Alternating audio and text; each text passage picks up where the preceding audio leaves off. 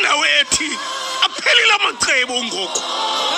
makwenzeke enzekayo kwanele ndizame ndagqiba ndanele ngoku sikulaa ndawo mphulaphuli bani waziyo yintoni le nto undibuza yona Thixo ngoba ndiphelele kule ndawo phelela apha mna ndiphelela kule ndawo andazinto mphulaphuli kumele ungazi ukuze uThixo athathe ulwazi kumele ungazi ukuze uThixo athathe ulwazi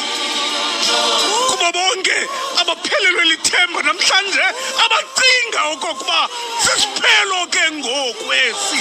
sifuna ukuthi kubo inene unguThixo akakho ofana naye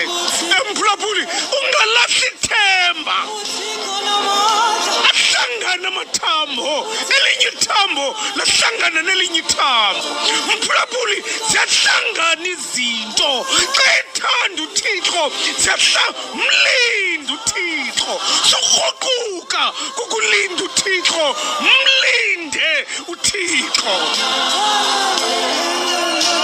mlinde uThixo iba setyhwini ungasuka etyhwini iba setyhwini noba inde kangakanani na uyayazi uThixo usetyhwini ungasuka etyhwini mlinde uThixo